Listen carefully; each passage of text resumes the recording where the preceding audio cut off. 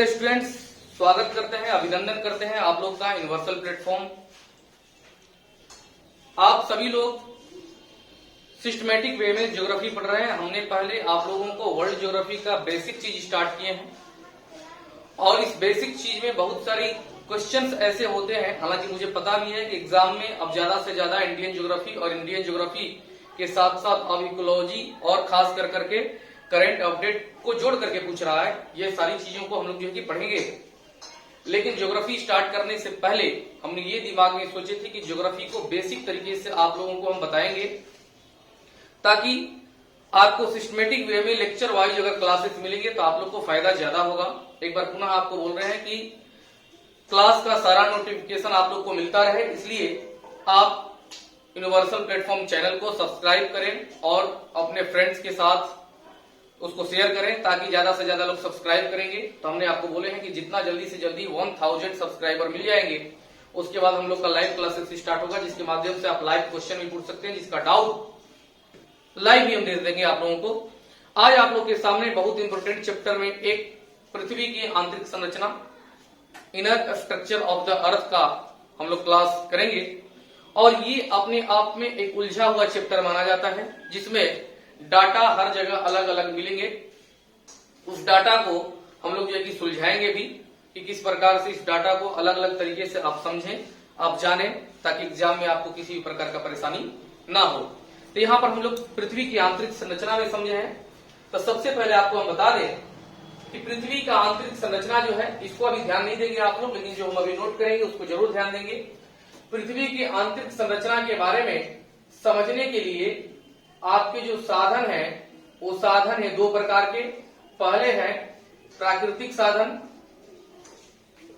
प्राकृतिक साधन यानी ये साधन इन द सेंस कि पृथ्वी के आंतरिक संरचना के बारे में किस साधन के माध्यम से हमको पता चलेगा कि पृथ्वी की आंतरिक संरचना कैसा है, और पृथ्वी की आंतरिक संरचना का निकाय ही हमारा जो है कि धरातल के ऊपर दिखाई देता है कि किस प्रकार से हमारा पृथ्वी का धरातल बना हुआ है।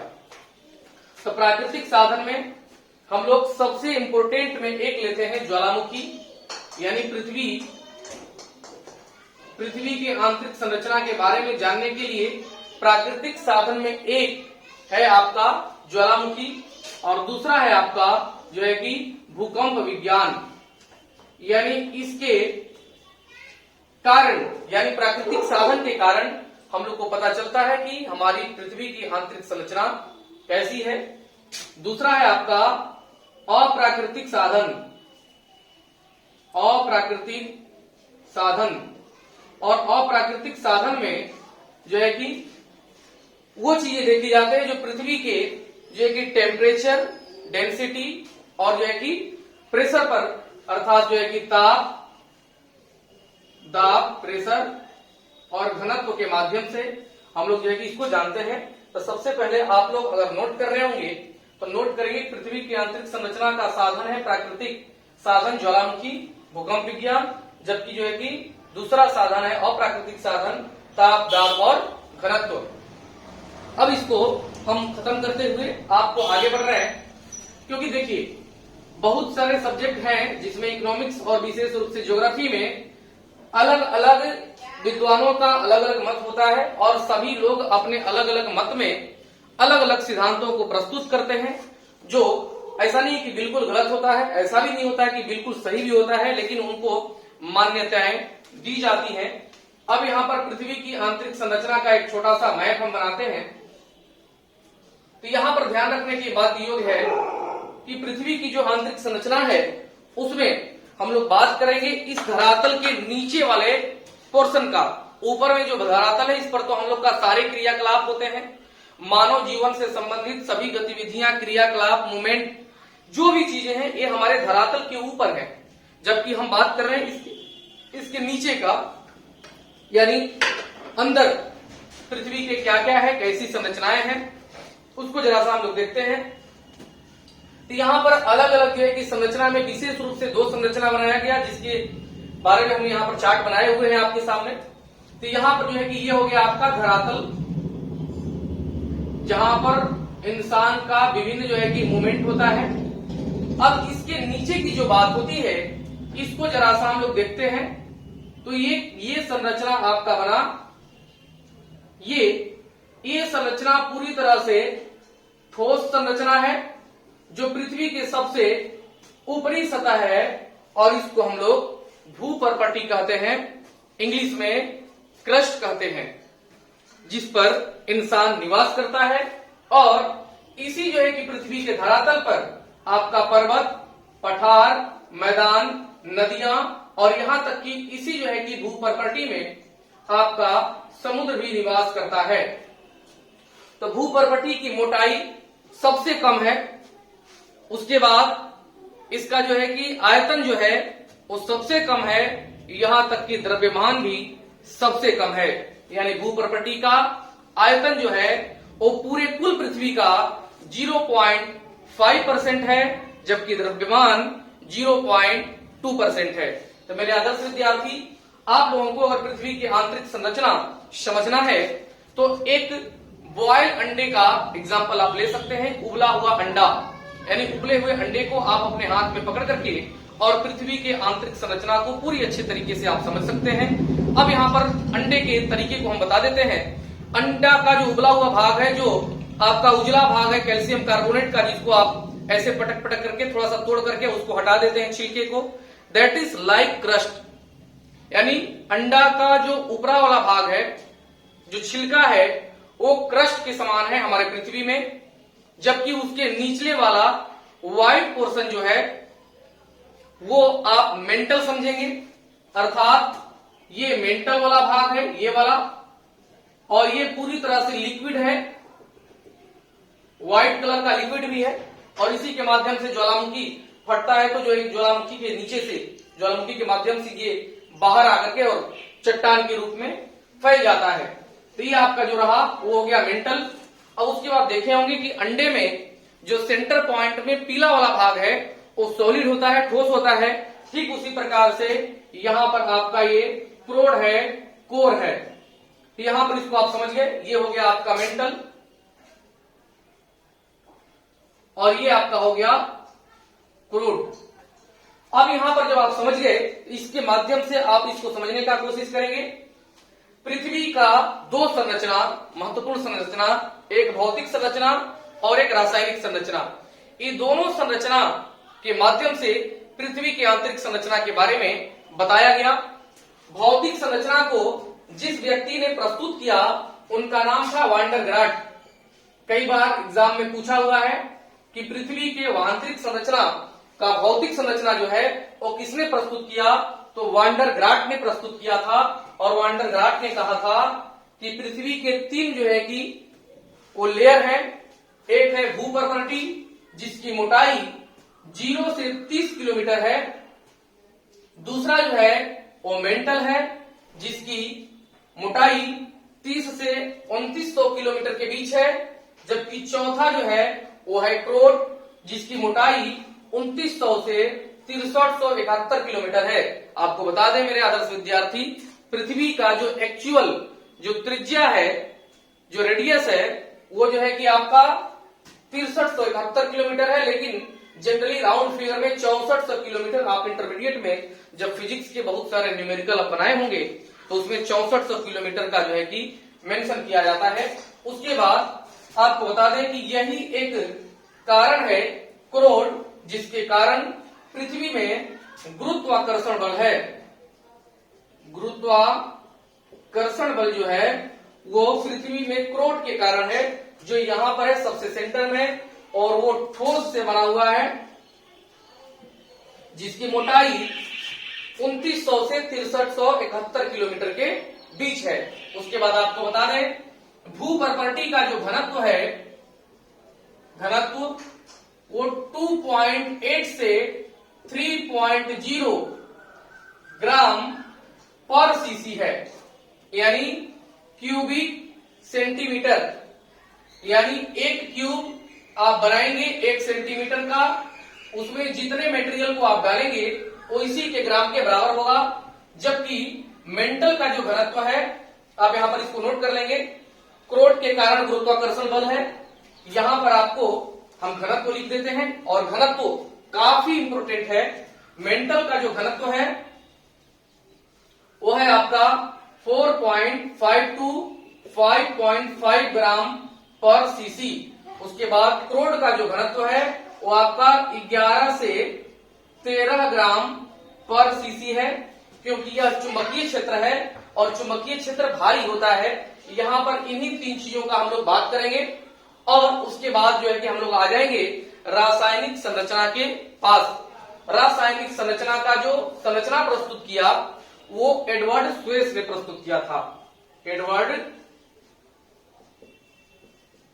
स्वेस ने रासायनिक संरचना एडवर्ड स्वेस ने प्रस्तुत किया। उसने बोला कि रासायनिक तत्व के आधार पर पृथ्वी भी 3 आधार पर बांटा उसने, और उन्होंने बताया कि सियाल, यानी सियाल 2 शब्द से मिलकर बना, सिलिकॉन प्लस एल्युमिनियम। सियाल, और सियाल का जो यानी सबसे ऊपरा वाला पोर्शन को ये बोले क्या, यानी जिसको हम लोग जो है कि भूपर्पटी बोल रहे हैं, इसको एडवर्ड स्वेस ने रासायनिक संरचना के आधार पर सियाल कहा। और उन्होंने कहा कि सियाल जो बना है वो ग्रेनाइट चट्टान से बना है। ग्रेनाइट चट्टान यानी अंदर से आकर के जो बाहर में फैल गया, इसको आप लोग जरूर नोट करेंगे। उसके बाद दूसरा जो पॉइंट बना वो बना सिलिकॉन और मैग्नीशियम, जिसको हम लोग सीमा कहे, लेकिन आप यहां पर बोलेंगे सीमा तो है नहीं, तो सिलिकॉन प्लस मैग्नीशियम का Ma लिया गया था, Ma मैग्नीशियम के रूप में। और सीमा जो बना है उन्होंने यहां पर जो मेंटल बताया गया, तो एडवर्ड स्वेस ने इसको मेंटल को यहां पर सीमा कहा, जो बैसाल्ट चट्टान से बना हुआ है, बैसाल्ट चट्टान से। उसके बाद तीसरा जो यहां पर क्रोड है फिजिकल में, वही जो है कि केमिकल यानी रासायनिक में नीफे हो गया, जो निकेल और फेरस से मिलकर बना है। और फिर यहां पर बात करेंगे, बात आ ही गया कि क्रोड के कारण पृथ्वी में गुरुत्वाकर्षण बल था, यहां पर चुंबकीय क्षेत्र हो गया। यानी लगभग वांडर ग्राट ने जो भौतिक संरचना रखा, उसके बाद एडवर्ड स्वेस ने जो रासायनिक संरचना रखा, उन सभी के आधार पर यह कहा जा सकता है कि लगभग ये लोग सेम थे। इसमें से कुछ पॉइंट्स ऐसे होते हैं मेरे आदर्श विद्यार्थी जो एग्जाम में डायरेक्ट पूछते हैं, तो इसको लेकर के जरा सा हम इसको आप लोग जरूर नोट कर लेंगे वीडियो पॉज करके, बहुत इंपोर्टेंट है और किताब में बहुत उलझा हुआ तरीके से इसको बताया गया है। आप खुद भी किताब पढ़ सकते हैं, हमें नहीं कर रहे कि हम बहुत विद्वान हैं, जो आपको पढ़ाएंगे वही सटीक है, कि हम नहीं कर रहे हैं। बहुत सारे लोग हैं यहाँ पर, लेकिन हमने कोशिश की है कि आपको सटीक और इजी वे में आपके सामने प्रस्तुत करें। अब जरा सा आकर के यहाँ पर हम लोग देखते हैं कि आगे जो है कि कौन सा पॉइंट आता है। तो हम लोग उसको देख रहे थे, वो फिजिकल वाला और उसके बाद केमिकल वाला। यहाँ पर जरा सा एक पॉइंट और देखना है और समझना है। हमने पृथ्वी की अंतिम संरचना को क्या किए, ये फिगर के माध्यम से हम लोग समझेंगे। यहाँ पर जरा आप लोग ध्यान रखिएगा, ये हो गया पृथ्वी, और पृथ्वी की ये वाला जो पार्ट है, ये वाला पार्ट, इसको हम क्या किए कि यहाँ पर इसको बाहर कर दिए। और बाहर करने के बाद आप लोगों को एक पॉइंट समझाने का कोशिश हम कर रहे हैं कि कैसे फिजिकल स्ट्रक्चर के आधार पर फिर 6 पार्ट बन जाते हैं पृथ्वी के लेयर का, उसको समझेंगे। तो हम अभी जो बता रहे हैं इसको आप समझिएगा। पहला लेयर था भूपर्पटी, दूसरा लेयर था मेंटल यानी ब्लैक वाला से जो लिखा हुआ है, वो 3 जो है कि पार्ट हैं, लेयर हैं पृथ्वी के। और तीसरा पार्ट था आपका क्रोड, हमने आपको बता दिए थे। तो भूपर्पटी में फिर 2 लेयर है। सबसे ऊपरा सतह है जिस पर हम लोग रहते हैं, जहां पर सूर्य चमकता है, पर्वत है, पठार है, लोग हैं, पेड़ है, वृक्ष हैं, ये ऊपरी परत कहलाता है। जरा सा ध्यान देंगे ये वाले पॉइंट को, जहां पर हम कलर किए हुए हैं, ये वाला पॉइंट ये ऊपरी परत हो गया। उसके नीचे वाला जो पॉइंट है, यहीं पर समुद्र भी, ध्यान रखिएगा, यहीं पर समुद्र भी है, समुद्र नीचे नहीं है, ऊपर में ही है। और ये होता है निचली परत, यानी भूपर्पटी के 2 परत, ऊपरी भूपर्पटी, निचली भूपर्पटी। उसके बाद ये वाला जो पॉइंट आता है, ये वाला जो पॉइंट वो, और उसके बाद ये वाला जो पॉइंट है ब्लैक वाला, ये सारे मिल करके मेंटल हुए। लेकिन मेंटल में भी एक आपका 2 परत बना, एक ऊपरी मेंटल जो भूपर्पटी के जस्ट नीचे है, और एक आपका है निचली मेंटल जो ऊपरी मेंटल के नीचे है। यानी मेंटल में भी 2 पार्ट, ऊपरी मेंटल और निचली मेंटल। उसके बाद इसका अगर हम बात करें तो क्रोड का जो बात है वो भी दो है, एक है बाहरी क्रोड और एक है आंतरिक क्रोड। यहां पर ध्यान देंगे, ये बाहरी क्रोड है और ये आपका आंतरिक क्रोड है, यानी जो है कि बस बाहरी, आंतरिक और ऊपरी और निचली कर देना है।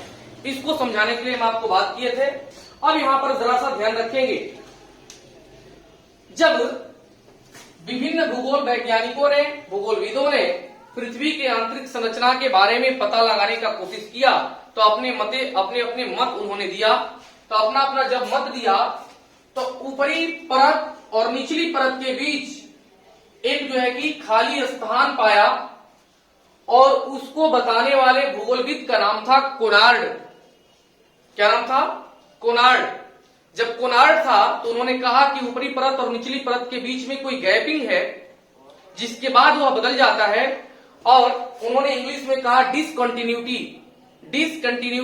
और डिसकंटिन्यूटी को हिंदी में असंबद्धता कहा गया। पता लगाने वाले व्यक्ति का नाम था कोनार्ड। असंबद्धता। इसलिए भू प्रॉपर्टी के ऊपरी परत, यहां पर उधर से ध्यान रखेंगे, भू प्रॉपर्टी के ऊपरी परत और निचली परत के बीच जब गैपिंग का पता चला उसको कहा जाता है कोनार्ड असंबद्धता। उसके बाद ये वाला ध्यान रखेंगे, निचली परत और ऊपरी मेंटल के बीच जब पता लगाने वाले व्यक्ति का नाम था मोहो, इसको मोहो असंबद्धता कहा गया। अब ध्यान रखेंगे, ऊपरी मेंटल और निचली मेंटल के बीच जब यह गैपिंग दिखाई दिया, इसको जो है कि पता लगाने का काम किया रेपेटी ने। ये सारे व्यक्ति का नाम है, कोनार्ड, मोहो, रेपेटी। इसको रेपेटी असंबद्धता कहा गया। उसके बाद निचली मेंटल, ध्यान रखेंगे, हमने ऊपरी मेंटल और निचली मेंटल के बीच का बात किए थे। अब क्या बात है, निचली मेंटल और बाहरी क्रोड के बीच ये जो गैपिंग पाया गया, इसको पता लगाया था गुटेनबर्ग। दो लोगों ने मिलकर के, गुटेनबर्ग या बिचर्ड, यानी दोनों लोगों ने मिलकर के पता लगाया था। तो इसको गुटेनबर्ग और बिचर्ड असंबद्धता कहा गया। जबकि क्रोड के, बाहरी क्रोड और आंतरिक क्रोड के बीच एक गैपिंग का पता लगाया था लेहमैन ने,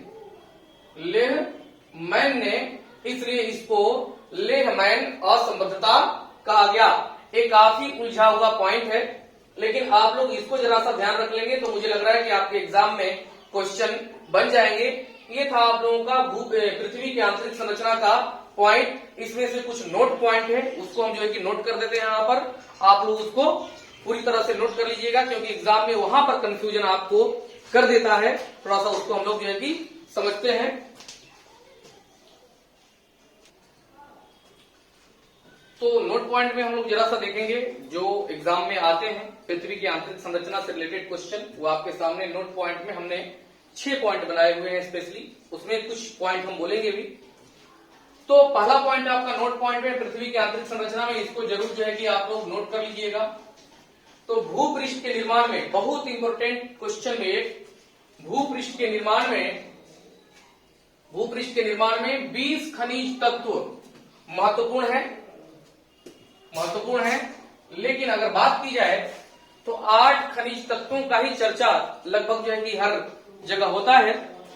तो 20 खनिज तत्वों के बारे में आप ध्यान रखेंगे। अगर वहां पर ऑप्शन में 20 न करके 8 रहेगा तो आप उसको 8 मारेंगे।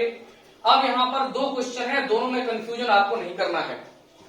एक हमने लिखे हैं कि भूपृष्ठ के निर्माण में योगदान, और दूसरा लिखे हैं कि पृथ्वी के निर्माण में योगदान। आप इसको ऐसे समझेंगे, जो दूसरा नंबर नोट पॉइंट है भूपृष्ठ के निर्माण में योगदान, वो सिर्फ और सिर्फ क्रस्ट के बारे में कह रहा है, भूपृष्ठ के बारे में कह रहा है, भू प्रॉपर्टी के बारे में कह रहा है। यानी अगर बात किया जाए तो इस पॉइंट के बारे में बात कर रहा है। भूपृष्ठ का मतलब ये हुआ, अगर पृथ्वी की बात करेंगे तो टोटल पृथ्वी की हो जाएगी बात, जिसमें भूपृष्ठ भी आएगा, मेंटल भी आएगा, क्रोड भी आएगा, और सब के बारे में हो जाएगा।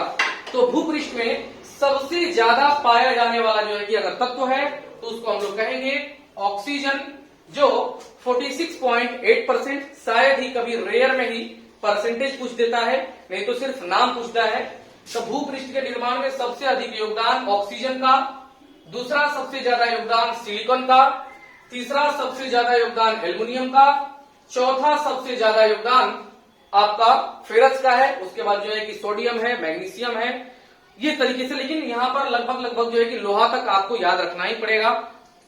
सब आप परसेंटेज नहीं भी याद रखेंगे तो काम चल जाएगा, आप इसको ध्यान में रख लीजिएगा।